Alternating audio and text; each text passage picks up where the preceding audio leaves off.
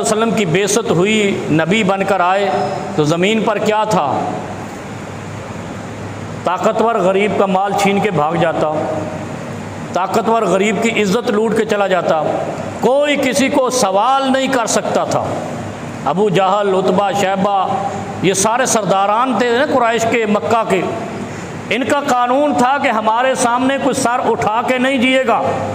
ان کا قانون تھا کہ جو ہمارے پاس ہوگا وہ ہمارا، جو تمہارے پاس ہے وہ بھی ہمارا، جب ہم چاہیں گے لے لیں گے۔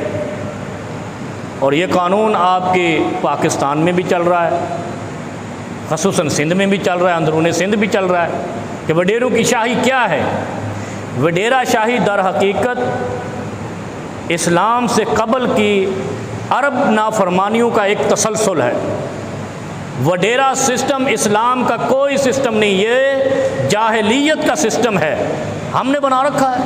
آپ پنجاب میں چلے جائیں، کچھ علاقوں میں، بلوچستان میں چلے جائیں، فخریہ طور پر لوگ اپنے آپ کو وڈیرا کہتے ہیں، اور یہ وہ لوگ ہیں جن کے رسول اللہ صلی اللہ علیہ وسلم کل قیامت کے دن دشمن ہوں گے بالاتفاق۔ اس میں کوئی تمیز نہیں ہے کہ یہ وڈیرا وہ ہے۔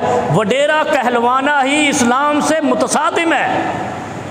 کوئی کسی کا مالک نہیں ہے، مالک کائنات والارض جمیعا قبضتہ یوم القیامہ، زمین تو اللہ کے قبضے میں ہے، اللہ کی مٹھی میں ہے، جب چاہے اس کو ہلا دے، جب چاہے اس کو پھاڑ دے، جب چاہے اس کو پلٹی کر دے۔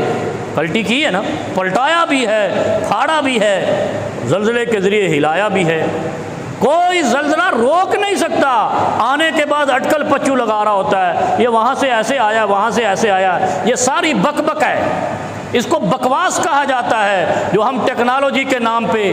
صحیح کہا کسی نے کہ ایک دور تھا جب امریکہ افغانستان میں آیا تو لوگوں نے کہا یہ نکمے لوگ ہیں، نہتے لوگ ہیں، یہ تو غلیل مارنے والے ہیں، گدھے کو مارنے والے ہیں، یہ ٹیکنالوجی کا دور ہے، ٹیکنالوجی مائٹ کسی نے دیکھی نہیں ہے، ٹیکنالوجی کی طاقت کسی نے دیکھی نہیں ہے۔ 20 سال میں ٹیکنالوجی کا جنازہ نکل گیا ہے، اور کون غالب آیا ہے؟ جو غلیل چلاتا تھا، پتھر مارتا تھا، جو تھپڑ مارتا تھا، وہ ٹیکنالوجی کو تھپڑ مار کے جنازہ کر نکال گیا۔ اب دیکھیں، اب زمانے میں یہ جو زمانہ ہے نا، جو دنیا ہے، یہ غور و فکر کے لیے، اسی لیے اللہ نے کہا افلا یتدبرون القرآن ام علی قلوب اقفالها۔ وہ یار سوچو، تدبر کرو، غور و فکر۔ اچھا، تدبر وہ برانچ ہے سوچنے کی جس کو کہتے ہیں گہرائی سے سوچو، عمیق طریقے سے سوچو کہ اس کے پیچھے راز کیا ہے۔ اللہ کے حبیب صلی اللہ علیہ وسلم فرماتے ہیں کہ جس نے کسی کا حق کھایا میں اس کا دشمن ہوں گا۔ فاکل ثمنہ، ثمن کہتے ہیں قیمت کو۔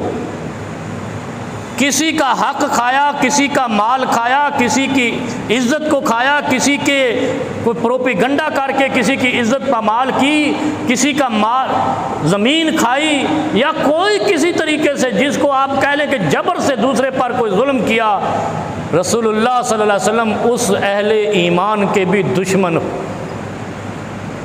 اور یہ معاشرے کی اصلاح کے لیے یہ حدیث جو نبی علیہ الصلوۃ والسلام نے ارشاد فرمائی، اس سے معاشرہ استوار ہوتا ہے کہ اسلام کے معاشرے کی شناخت یہ ہے کہ ہر ایک دوسرے کے عزت کا بھی خیال رکھتا ہے، پڑوس کا بھی خیال رکھتا ہے، مال کا بھی محافظ ہوتا ہے۔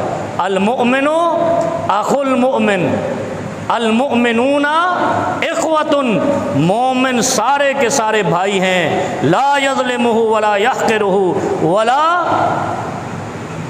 یخذلہ، نہ حقارت کرتا ہے، کسی کی تحقیر کرتا ہے، نہ کسی کی رسوائی کا سبب بنتا ہے، نہ کسی پر ظلم کرتا ہے۔ یہ اسلام کا بنیادی نظام ہے جو معاشرے کے لیے، جس کے لیے رسول اللہ صلی اللہ علیہ وسلم نے پتھر کھائے، جس کے لیے صحابہ شہید ہوئے کہ عرب کے زمانے میں کس طریقے سے ہم نے اصلاح معاشرہ کرنی ہے، انسانیت کو انسانیت کے دائرے میں لانا ہے۔ جب انسانیت حیوانیت کی طرف گئی تو رسول اللہ صلی اللہ علیہ وسلم کی بعثت ہوئی۔ تیسرا وہ شخص